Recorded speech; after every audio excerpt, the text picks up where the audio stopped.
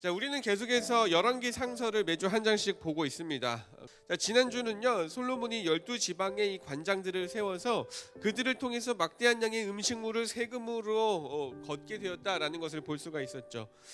자, 그리고 오늘 이제는요, 이 거두어들인 음식물을 어떻게 사용했었는가 그 부분을 보게 될 거예요. 두로 왕 히람이라는 사람이 등장을 했어요. 두로 왕 히람은 도대체 누구였길래 갑자기 솔로몬을 찾아왔었던 것일까요? 히람이 솔로몬보다 앞서서 다윗을 사랑하였다라고 성경이 기록하고 있는데요. 도대체 어떤 일이 있었던 것일까요? 지금 보니까요, 이미 두로 왕 히람은요, 이스라엘에게 그리고 특히 다윗 왕에게 큰 도움을 주었었던 것을 사무엘 하서 5장에서 우리는 찾아볼 수가 있게 됩니다. 히람 왕이 이미 다윗 왕을 도와서 목재와 목수와 석수를 보내어서 다윗이 이제 이스라엘의 이 큰 예루살렘 성을 짓게 되는데 큰 도움을 주었던 것을 우리가 알 수 있게 되는 거죠. 맞습니다. 솔로몬 왕은요, 아버지 다윗 왕의 혜택을 보고 있는 것입니다. 자, 부모님에게서 무언가 혜택을 이어받는 축복을 맛보고 누리고 있는 상황인 거죠. 은혜는요, 내 힘으로 얻어낸 것이 아니기 때문이잖아요. 내가 노력했기 때문에 얻어낼 수 있는 어떤 성과가 아니기 때문에 나를 위해서 쓸 수 있는 것도 아니고 내가 자랑할 수 있는 것도 아니라는 거죠. 히람 왕은요, 분명히 다윗 왕과 절친의 사위를 가지고 있었고요. 그렇게 왕이 된 다윗의 아들 솔로몬을 축하하기 위해서 사람을 보냈다라는 것입니다. 그런데요, 우리가 아까 읽었었던 이 2절의 말씀은요, 조금 다른 느낌을 우리에게 또 보내주게 돼요. 거꾸로 다시 솔로몬이 히람한테 사람을 보내서 뭔가를 요청하고 있다라는 것입니다. 솔로몬 왕이 히람 왕한테 하나님의 이름을 빌려서 성전을 건축해야 되기 때문에 지을 목재와 사람들을 보내달라고 요청을 하고 있다라는 거예요. 하나님께서 정말 솔로몬에게 나타나셔서 너는 꼭 성전을 지어야 돼, 나한테 성전을 지어다오 라고 명령을 요청을 했었을까요? 하나님은 절대로 이 다윗에게 나타나셔서 먼저 집을 지어야 돼, 성전을 지어야 내가 너를 사랑할 거야 라고 말씀하시지 않으셨다라는 거예요. 사무엘 하 7장 13절에 나왔었던 그는 내 이름을 위하여 집을 건축할 것이요 라는 내용은 어떻게 이해해야 할까요? 하나님께서는 다윗에게 솔로몬을 시켜서 내 집을 지어라 라고 말씀하신 것이 절대로 아니라는 것입니다. 13절의 이 말씀은요, 명령으로 받아들이는 것이 아니라 다윗의 요청에 대한 허락으로 받아들여야 하는 것이 맞죠. 명령과 허락은요, 차원이 다른 것입니다. 좀 우리가 이해하기 쉽게 가져와 보면 이렇게 얘기할 수 있을 것 같아요. 아침에 일어났어요. 근데 몸이 좀 좋지 않아요. 그래서 엄마한테 이렇게 얘기하죠. 엄마, 나 오늘 몸이 조금 안 좋은데 학교 쉬어도 돼? 네, 마지못해서 엄마가 보니까 뭐 애가 좀 눈이 퀭하고 뭐 눈이 떼꼼하고 또 그래, 허락해 줄게. 학교 오늘 하루 쉬자라고 얘기를 해요. 그런데 우리는 속으로 어떻게 또 받아들여요? 아싸, 오늘 학교 안 간다. 그리고 학교에 전화해서 선생님한테 뭐라고 얘기합니까? 아니, 엄마가 학교에 가지 말라고 했어요. 갑자기 엄마한테 책임을 다 넘겨버려. 엄마는 분명 그래, 너가 아프면 안 가도 돼 라고 허락을 해줬는데 이제는 엄마가 학교 가지 말래요 라고 얘기하면서 갑자기 내용이 확 바뀌어버리는 거죠. 왜 그렇게 잘못 이해하고 와전시켜가지고 얘기할까요? 사실은 아픈 게 아니었기 때문이죠. 거짓말을 해야 할 이유가 필요했기 때문이라는 것입니다. 솔로몬도 동일했다라는 것입니다. 솔로몬한테는요, 사실 거짓말을 해야 할 이유가 있었다는 것을 짐작할 수가 있다는 것이죠. 당신의 종의 삭슬 누구한테 드리리다? 당신한테 드리리다. 그 사람들한테 주는 것도 아니고 히람 왕한테 주겠다라고 얘기를 하고 있네요.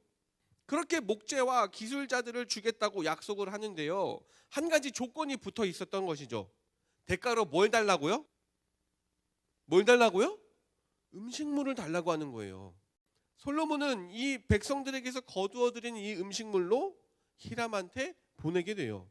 솔로몬이 진짜 지혜로워서 허락해 주신 것일까요? 아니면 솔로몬이 잘했기 때문에 그렇게 허락해 주셨을까요? 아니면 다윗이라는 아버지가 있었기 때문에 그랬을까요? 아닙니다. 하나님께서 솔로몬에게 이런 일들을 허락하신 일들은요, 성전을 지을 수 있도록 마침표를 찍어주신 그 이유는요, 하나님은 약속하시는 대로 행하시는 분이시기 때문이에요. 너가 뭔가를 잘했기 때문에 내가 이렇게 도와줄게가 아니라 내가 너를 사랑하기로 이미 마음을 먹었으니까 내가 너를 사랑하는 거야 라고 성경이 계속해서 기록하고 있다는 것을 봐야 하는 것입니다. 누가 무엇을 그렇게 잘해서 주시는 분이 아니라는 거예요. 그가 하신 약속을 이루기 위해서 일하시는 분이 바로 우리 하나님이라는 것을 기억해야 하는 것입니다. 이번 주에 우리가 그토록 묵상했었던 이 십자가의 이 고난도요, 예수님의 그 사랑을 봐도 동일하죠. 예수님께서 그토록 고통스러운 고난의 죽음을 죽어주셨는데요, 과연 우리가 그런 사랑을 받을 만해서 죽어주신 것입니까? 우리는 그 예수님의 십자가의 사랑을 받을 만한 가치가 있습니까? 하나님은 우리의 가치에 맞추어서 우리에게 맞춰주시면서 다가오시는 분이 아니라, 너가 이만큼 나한테 정결하게 너를 드리니 내가 이만큼 너를 사랑해 줄게 라고 말씀하시는 것이 아니라, 하나님이 이미 우리에게 해주신 이 사랑이라는 약속을 이루기 위해서 먼저 우리를 향해서 일하고 계시는 분이라는 거예요. 그렇게 십자가에서 죽어주신 예수님은요, 심지어는 이 죽음에 머물러 있지도 않고 다시 3일 만에 부활하셔서 우리의 모든 죄를 다시 종결시켜 주시고, 우리에게 빛의 자녀다, 너는 사랑하는 주님의 자녀다 라고 선포해 주신 것을 기억하는 오늘이 되셨으면 좋겠습니다. 대단한 것은 우리가 아니고요, 대단한 것은 솔로몬이 아니고요, 대단한 것은 하나님의 사랑입니다. 나라를 다스리는 이 12지방 관장들을 세우고 그렇게 거두어들인 세금으로 목재와 기술자를 사서 성전 건축을 시작하게 되는 이 솔로몬의 시간은 솔로몬의 열매입니까? 아니면 하나님의 열매입니까? 솔로몬 왕의 가장 위대한 업적이라고 얘기할 수 있는 이 성전 건축은 사실 솔로몬의 업적이 아니라 하나님의 선물이었었던 것을 기억하는 오늘 아침이 되시기를 바랍니다. 십자가의 죽음으로 새 생명을 살아가고 있는 우리도 마찬가지로, 내가 사랑을 받을 만해서 사랑을 주신 것이 아니라 일방적으로 은혜로 주신 하나님의 선물입니다 라고 고백하며 이번 이 고난 주간을 마무리하고, 죽음에서 다시 부활하신 예수님께 감사합니다, 나를 다시 살려주셔서 나를 끝까지 사랑해 주셔서 감사합니다 라고 고백할 수 있는 여러분들이 되시기를 간절히 바랍니다. 우리에게 주신 약속 중에서 가장 큰 약속이었던 이 예수님의 십자가 사랑과, 그리고 그 죽음에서의 이 부활, 그리고 우리가 앞으로 살아가면서 기다려야 할 그 예수님께서 다시 오실 그 재림의 날을 기억하면서 살아가는 우리 모두가 되시기를 간절히 바랍니다. 사랑받을 자격이 없었지만 끝까지 나를 사랑해 주신 하나님, 나도 주님 사랑하면서 살겠습니다. 하나님, 나 주님을 기억하면서 살겠습니다. 나의 마음을 받아주시옵소서. 그 마음의 태도를 붙잡고 살아가는 이번 한 주가 되시기를 간절히 축원합니다.